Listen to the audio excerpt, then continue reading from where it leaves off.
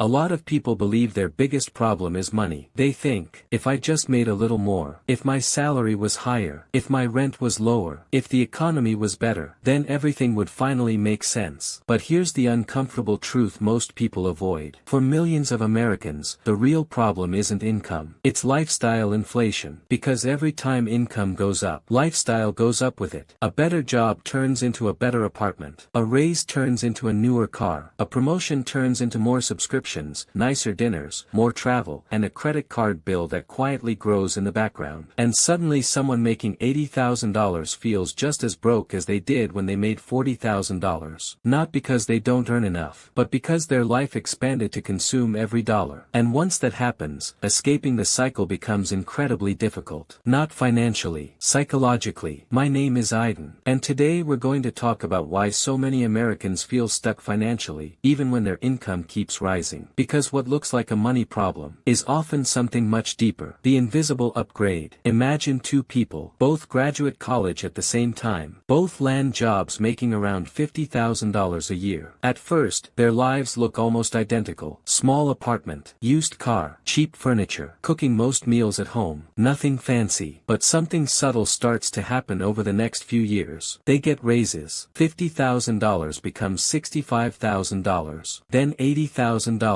eventually maybe even $100,000. And logically, life should start feeling easier. But for many people, it doesn't. Because the moment income increases, something else increases too. Expectations. The apartment gets upgraded. The used car becomes a new lease. Groceries turn into food delivery. Weekends turn into brunch, drinks, and impulse shopping. None of these decisions feel extreme on their own. In fact, they feel completely reasonable. After all, you worked hard for the raise. You deserve a slightly nicer life. And that thought right there is the beginning of the cycle. Psychologists call this hedonic adaptation. It's the human brain's ability to quickly adjust to better circumstances until they feel normal. The new phone feels amazing for about 2 weeks. The new apartment feels exciting for about 3 months. The raise feels life-changing until the next bill arrives. Then it becomes the new baseline. And once something becomes normal, the brain immediately starts chasing the next upgrade, which means the finish line keeps moving. A person earning $40,000 dreams about $70,000. Someone earning $70,000 thinks $120,000 will solve everything. Someone earning $120,000 starts wondering how people making $250,000 live. Not because they're greedy, but because the brain constantly recalibrates what normal looks like. And this is where the lifestyle problem quietly begins. Because most people don't upgrade their income once. They upgrade their entire life, permanently. And once your fixed expenses expand, your freedom shrinks. The bigger apartment requires a bigger paycheck. The car payment requires consistent income. The subscriptions, the insurance, the lifestyle, all of it becomes a system that must be continuously funded. So even when someone is technically earning more money than ever before, they can feel more trapped than ever. Not by poverty, but by the life they slowly built around their paycheck. And this is only the first layer of the problem. Because lifestyle inflation isn't just about spending. It's deeply connected to identity, status, and social pressure. And that's where things get even more powerful. The status trap. Most spending decisions don't feel like status decisions. They feel like normal life choices. You move to a nicer neighborhood because it feels safer. You buy a better car because it's more reliable. You upgrade your phone because the old one is slow. On the surface, every choice seems rational. But underneath many of these decisions, there's a powerful psychological force quietly shaping them. Social comparison. Humans are wired to measure themselves against the people around them. Not billionaires, not celebrities, just the people in their circle. Coworkers, friends, neighbors, people on Instagram. And once you start living in a certain environment, your brain automatically adopts that environment's standards. If everyone around you leases new cars, driving a 10-year-old car suddenly feels embarrassing. If everyone in your office lives in luxury apartments, your affordable place starts to feel like you're falling behind. Nothing about your financial situation actually changed, but your perception of it did. Economists sometimes call this the keeping up with the Joneses effect. But in the modern world, the Joneses aren't just your neighbors anymore. They're everywhere. Social media quietly amplifies this pressure. You see the vacations, the new houses, the perfectly staged living rooms, the engagement rings, the designer clothes. But what you don't see are the balances behind the scenes. The car car loans, the credit card debt, the buy now pay later payments, the anxiety about maintaining the lifestyle they've already built. Because in reality, many people aren't wealthy. They're simply high earners with high expenses. And those two things are very different. A person making $200,000 who spends $195,000 every year is financially fragile. A person making $70,000 who spends $40,000 is financially powerful. But socially, the first person often looks more successful. And that illusion drives millions of decisions every day. People don't just spend money to improve their lives. They spend money to protect their identity, to maintain the version of themselves they believe the world expects to see. The professional, the successful friend, the person who made it. And once your identity becomes tied to a certain lifestyle, downsizing doesn't feel like a financial decision anymore. It feels like failure, which is why so many people stay locked inside lifestyles that quietly drain their income, even when they know something isn't working. But the most surprising part of this entire system isn't the spending. It's the illusion of progress. Because from the outside, it looks like people are moving forward. Bigger paychecks, bigger homes, better cars. But financially, many people are simply running faster on the same treadmill. And the next part of this story explains why that treadmill is so hard to step off. Because the real trap isn't spending. It's something psychologists call lifestyle lock-in. Lifestyle lock-in. At first, lifestyle upgrades feel like rewards. You worked hard. You earned the promotion. You finally have enough to enjoy life a little more. So you upgrade a few things. A nicer apartment. A car payment instead of an old car. A gym membership. A few subscriptions. Individually, none of these choices seem dangerous. But together, they slowly build something powerful. Fixed expenses. And fixed expenses quietly change the way your entire life works. Because once your monthly obligations rise high enough, your freedom shrinks. You can't easily leave a job you hate. You can't take risks. You can't step back. Every month requires the same level of income just to maintain the life you've already built. This is what economists sometimes describe as lifestyle lock-in. Your lifestyle becomes a structure that must constantly be supported. Think of it like building a house on stilts. At first, the structure is small, easy to maintain, but every lifestyle upgrade adds another floor, a bigger rent payment, a higher car payment, more insurance, more recurring costs. Soon, the structure becomes so tall that you can't afford to stop holding it up, which means your income stops feeling like a tool. It becomes life support. And this is where many people start feeling something strange. They're earning more money than ever before, but they feel less free than they did years ago. When they made less money, life was simpler, fewer obligations, lower pressure, more flexibility. But now, stepping back feels impossible, because lowering income would mean lowering the entire lifestyle. And psychologically, humans hate moving backwards. Even if the current system is exhausting, this creates a paradox that many high earners quietly live with. They don't feel poor, but they also don't feel secure. One unexpected job loss, one economic downturn, one major emergency, and suddenly the entire structure feels fragile. Not because they didn't earn enough, but because the lifestyle expanded to match the paycheck. Which leads to the biggest misconception in personal finance. People believe wealth is about how much money you make. But the real difference between financial stress and financial freedom often comes down to something much simpler. The gap between what you earn and what you spend. And that gap is where the final piece of this story lives. Because the people who quietly escape the lifestyle trap don't just earn differently, they think about money differently. The freedom gap. There's a quiet rule that determines how financially free someone actually is. It's not their salary, it's not their job title, and it's definitely not the car in their driveway. It's the size of the gap between their income and their lifestyle. That gap is where freedom lives. Because every dollar that isn't permanently committed to a lifestyle cost becomes a form of power. Power to walk away from a toxic job. Power to take a break. Power to invest. Power to make decisions based on what you actually want, not what your monthly bills demand.